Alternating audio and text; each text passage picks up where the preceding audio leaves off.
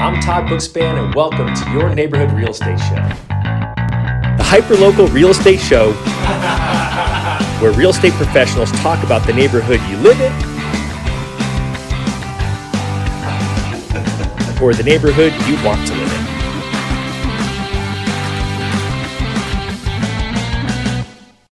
This episode is brought to you by homebuyeruniversity.net, your free comprehensive guide to buying or refinancing your home. Click over to homebuyeruniversity.net to get started online today. Hey everyone, I'm Todd Bookspan, and welcome to this episode of Your Neighborhood Real Estate Show. I am super excited to have Justin Mercer on, and if you haven't figured it out, if you're not watching us, he is the Tattooed Realtor. Welcome, Justin. How you doing? Hey, I'm doing good. So, real quick, introduce yourself. Who you are, where you're from, what company you're with, and then I'll start painting a picture here for the people who are just listening to us. I'm Justin Mercer. From Gilbert, Arizona. I'm with Revelation Realty. Awesome. And so when we say you're the Tattooed Realtor, you're the Tattooed Realtor. So how would you describe yourself to someone who hadn't met you? Because I hadn't seen your pictures before we talked on the phone. Yeah. So I actually branded myself the Tattooed Realtor off of a while ago the Tattooed Lawyer, and he had a good amount of business for how he branded himself. So that's what I chose to do. So when I have open house signs and stuff, so when people walk in, they're not shocked and awed when they see me. So kind of when you have that name, kind of prepares people what they're going to walk into. Because you got a couple tattoos. Yeah, a little bit. All right. So all right, we'll talk about that in a minute. I'll pick on some ideas for your tattoos. But walk back. One of the things that I love, right? This is a hyper local show, and you said that you know the streets better than anyone else. So kind of give your history pre-real estate, when you thought, hey, because of my tattoos, I can't sell real estate. What did you used to do, and how did you get to know the streets?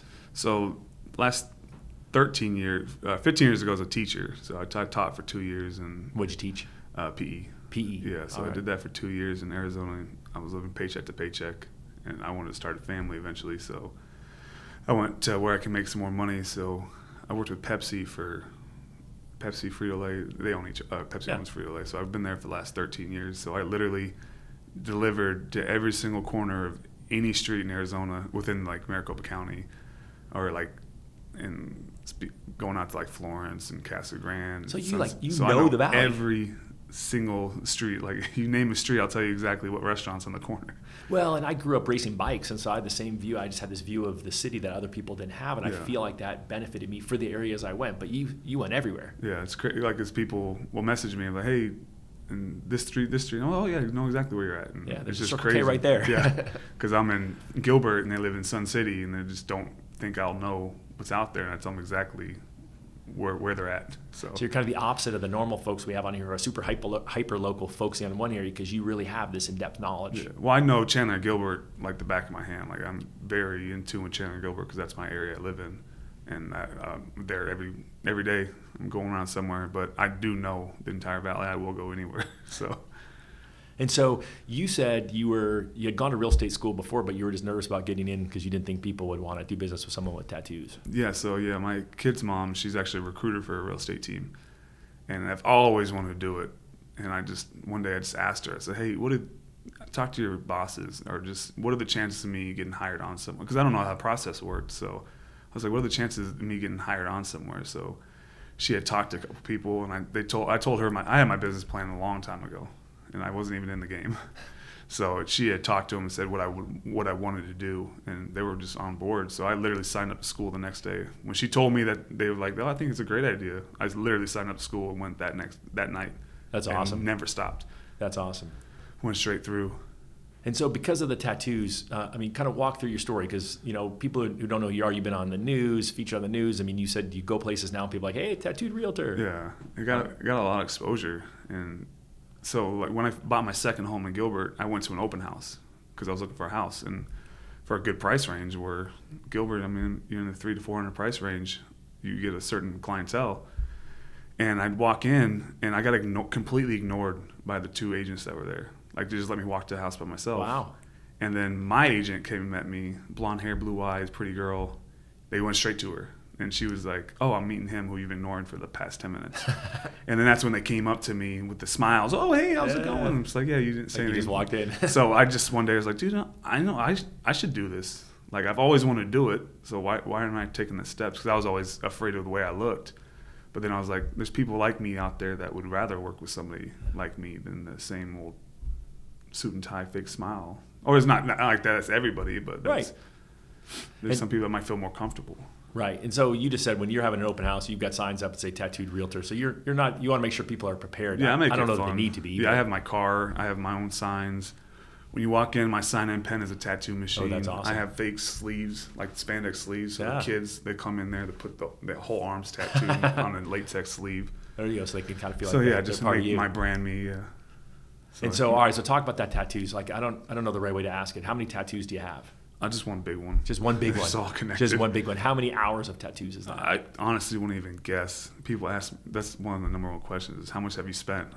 I wasn't going to go there. I'm a nosy person, but but it's just a legit question because they're expensive. And I got my first one when I was 15. So once when I taught, I didn't have anything showing, obviously. Right. But when I started working for Pepsi and getting all this overtime, young single guy getting overtime, like I was in the studio every day. So I probably spent over $15,000-$20,000 over the span on tattoos of all those years. But they're all just all connected, so I just told them it's just one. And I can't imagine there's a favorite one. I got Sweetheart across my forehead. Yeah. My daughter's friends were afraid of me. She's 8 years old, so they just always had those eyes. I was wondering what the story was behind that one. So Sweetheart or Mama's Boy are my favorite ones. There you go. I like that. And you got a couple kids, right? Yeah, 2 kids. I got a daughter. She turns 8 on Monday. And then my son's 5. Because I think that's it. I look at your Facebook page. You're just like every other parent I know. Yeah. And so that's. Being a parent is huge to me. I've always, since I was a kid, I wanted a daughter. Yeah. I've wanted a daughter since I was 3, young. So I'm pretty lucky. And when my ex was pregnant with her, all my friends were, oh, it's not a boy? I was like, I want a girl. Like, I've wanted a daughter my whole life. I've just always wanted a daddy's girl, and she is that. That's so awesome. Yeah, so my prayers got answered. That's so awesome. And so, but you did when you first got into real estate had some negative, some other agents besides the people like ignored you when you were trying to buy a house, which is the worst time to ignore someone. But you also had some negative pushback from some agents. They would send me screenshots of. I didn't know there's private pages for all these realtors, and I was getting screenshots left and right of people. And I'm just like, I made a post, and I was just like I thought there'd be camaraderie in this. Like, oh my God, another agent, he wants to be different. Like, there's, I don't know how many active agents are there in Arizona. I think like 40,000. Yeah, I've heard over 40,000. That's just a crazy number. And it's just like, I want to be one of 40,000. Why would you, like, think that's bad for some, or have negative thoughts for somebody who wants to do something that they've always dreamed of doing? Like, who are you to bring me down? Yeah. So it's like, I'm not trying to steal your clients. There's people that might want to work with me more than they want to work with you. So absolutely. Yeah. So let's just, like, I don't know why there was so much negativity, but then from that negativity, I was getting a lot of feedback from realtors, like, ignore them, stop responding to them, because I kept responding. And they're like, you got so much support you don't even know. Like, so my eyes were focused on the negativity, and I wasn't even looking at the 75% who had my back and who were like encouraging me, and everyone in my office was just, they had my back from day one. And I think that scares a lot of people about social media is negative comments, right? And I recently heard, I forgot who it was, some famous person said, gosh, they could be 1,000 nice comments, but it's the one rude one that just is the one they focus on. And that's what I was doing. I was focusing on all that negative. All right, so now we're ignoring the negative, and then what happens? News comes knocking on your door. Yeah, the news had called me to do an interview about some of the negative comments, and I told them, I said, hey, we're past that. Like, me and that person had made good. I said, I'd rather focus on the good in it, maybe. And it was never tattoos in real estate. It was having a different look, joining a field that you want to do. So whether it's colored hair, piercings, tattoo, like whatever it is, it's you wanting to do something and you attacking it. And that's what I did. Yeah, love it. It's like I just got tired of it and said, I'm going to do it. And I just did it. And so now you're going out there and people they recognize you. You're crazy. Becoming a little celebrity. Yeah, I'm just not, like, I thought my brand would be the Tattooed Realtor. I just loved that, how it fit, and now that's what I'll get called now. I don't get called Justin by anybody, so it's kind of cool. Like, I'd rather to forget your real name. No, I'd rather be called that, because it means it's working. Yeah. It means, like, your brand's working. So. And so people who don't know where Gilbert and Chandler are, in relation to Phoenix, can you kind of talk, geography-wise? Someone flies into Phoenix, where are they going to find Gilbert? So more southeast part of the valley, and I guess what were we, like 30 minutes from ASU, southeast. Yeah, that's a good way to put it. So it's built up so much in the past. I remember when I was a kid, I remember my mom saying nothing went past Rural Road. Yeah. And I'm just like, what? It's so hard for me to visualize that now. But if you've been in the valley for the past over 15 years, you remember when there was nothing out there. So to me, it's always been out there. But to everyone else, it's just like, oh my gosh, there was nothing out there. So if someone calls you and is asking you, why would I want to move there versus moving to Scottsdale or Glendale, what is it about that part of town that you love? So I was raised in a kind of rough neighborhood. So when I said, whenever I get enough money to buy a house, I'm going to live in the safest neighborhood I can. And I've always had that thought process in my head. And I remember there was a second safest city in America, or the safest cities in America, that came out, and Gilbert was ranked number 2. And this is when I didn't know about Gilbert. I was living in Tempe my whole life, and Gilbert's next door to Tempe, pretty much.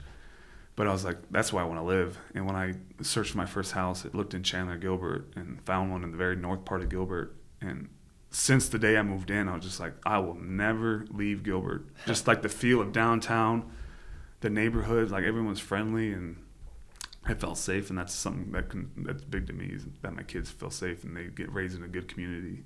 Yeah, and I love downtown Gilbert. I mean, there's so much going on there right now. So I get my kids, we do week on, week off. So my week with the kids, they already know what's coming. Every Sunday night, we'll leave the house at 4 and we'll walk the streets of downtown Gilbert for an hour. Just say, what do you feel like? Because all the restaurants are good, and we'll pick a restaurant. We spend the last 4 hours of our together time for that week in downtown Gilbert. That's awesome. I just love that. It's that one place you can go to, and there's 20 other families walking on the same side of the street with you. So that's what I noticed last time I was there. We had dinner at that Postino down there before the Lantern Festival out in Florence, and it was packed. And everyone had a smile on their face, and everyone looked at each other and said hello. It wasn't eyes down looking at the sidewalk. Yeah, so I get stared at a lot there, but it's just, I like that community. Yeah, it's great. And what price points of homes are available in that area? So I got 3 buyers right now looking at Gilbert, and it's tough when you're in that less than. So I had a couple buyers up to 300. Couple to 350, but when you get to 300, if you don't jump on something, it goes. So there's just no inventory right now. Yeah, so I'd say the low end would be like 260. Yeah. For the little plain Jane. Yeah, and then what's kind of the high end over there? Millions. Millions. I did an open house at a $3.2 million mansion. Oh, nice. Yeah. In Seville, which is the south part of Gilbert. Oh yeah, great area. So Estados, that gated community. So you have stuff from 250 to 3.5 million. So kind of something for everyone almost. Mm-hmm. And so you said there's not a lot of inventory. So how are you prepping a buyer to let them know, hey, when we go looking, like there's not a whole lot of options and you're going to have to choose pretty quick? What is that? So like a lot of people, their first thought is, oh, let's think about it. Yeah. And I have literally a buyer, we've made 2 offers the day we see the house on the way. I say, hey, we love the house, let's do it. And I'm leaving in the car, calling the agent, say, I'm going to write you an offer. And they're like, oh, we just accepted one. Wow. And I had to break her heart twice in one day. All right. So in the morning, I broke her heart because we fell in love with the house. And then I took her back out at 2. Fell in love with another house. Fell in love with another house because we raised her price point a little bit. Well, luckily, she's easily falls in love, I guess. Yeah, so we finally got her. I finally got her on a contract last Nice week. job. But that's just like, it was crazy. The houses are going so quick. Yeah, it's just a low inventory. So I definitely think if you're thinking about selling a home, it's a great time to sell. Right? Yeah. I think that's the interesting part. But then people are scared to sell because then they're worried about rebuying. Yeah. Getting their other home. Yeah. What from a buyer's perspective, do you feel like they're being frustrated by the lack of inventory? Are they viewing it as exciting or? Well, I think that's what, like, as an agent, I didn't want to make me look bad because I'm like, hey, I'm literally trying to find you one. So as agents, it's frustrating because there's not, their price point, you know exactly what they want. And if there's a client that just wants a pool, you want to get them a house with a pool. You don't want to have to come back to them and say, hey, we looked at every house with a pool. It's time to start looking without a pool because you're going to get 20 more houses in your price range. But as an agent, you don't want to do that. You want give them their dream. Yeah, I want them to have their dream home. I don't want to go to them and say, hey, I know you want 2,000 square foot, but I found a 1,500 square foot. Like, you don't want to do that. Yeah. So it is frustrating when there's not inventory.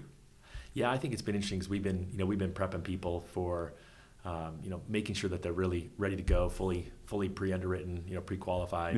Yeah. So that way there's no question that they'll actually, if they take their offer, that they'll be able to close, which I don't think was always critical in most buyers' minds. Yeah, I try to get them all pre-qualified before I even go out, just so if we find something, we can jump on it that day. What about, from a listing perspective, you said you're doing a lot of open houses. So, what's that like for a client when you're going in there and doing the open house? How are you having them get prepped for that? you'd be amazed how many people don't clean their house before really they want to show it. I'm just like, wow. And I remember my first buyer, we went into her house and we just closed on the house. And when we did our inspection stuff, they still lived there. So as an agent, I walked in this house during our final walkthrough and there was trash everywhere.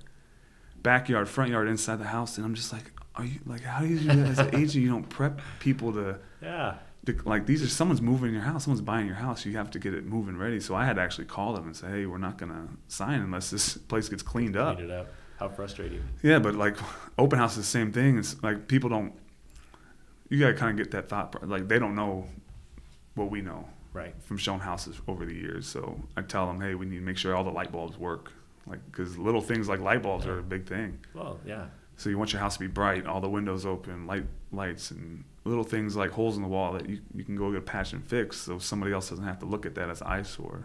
What about cleaning up, like kind of mini staging, like not necessarily replacing the furniture, but getting rid of some of their personal stuff? Is that a good recommendation? Yeah, like putting pictures away and valuables away. You just kind of want the house to look not as cluttered. Right. Openness makes your house look more open. When it's all cluttered, it makes the rooms look smaller. I'm laughing because what I view as my, like, the things that I love about my house are most people view as clutter, because it's the family pictures, it's the the little pot that my kid made for me in ceramics class. So you and I are opposite then, because in my bedroom there's a TV mounted on the wall and a bed, and that's it. That's it. All right. I hate clutter. Kids make fun of me because at their mom's house there's pictures and this and that, and it's just like I want one couch, one TV. Like so that's like I like the whole modern style, because modern's like real open, and that's how I like. But is there a lot of modern in Gilbert Chandler? No, there's a lot of farmhouse, and I'm just like falling in love with it. Like the barn doors, the whites and the grays, and I just love that new modern barn or farmhouse feel. I love that. So that's like I'm starting to gear towards that now. Yeah, there you go. It's growing on you. Yeah. I think that's funny. I haven't even thought about that, but that seems to be the style of the day. Yeah. What as far as other thoughts, if someone's listening and they're thinking about buying or selling a home, certainly we'll get them how can they find you?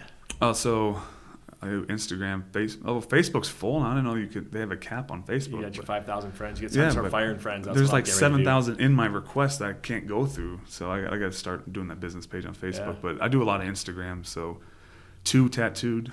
Yeah, so T-O-O, T-O-O, and then _tattooed. All right, I like that. And then what about website for? Yeah, I do tattooedhomefinder.com, and it's my my little app that's connected to MLS. So you can tattooedhomefinder.com. All right, we'll make sure we put that down in the show notes for all of you guys. Anything else that I should be asking you that I didn't ask you about real estate or tattoos for that matter?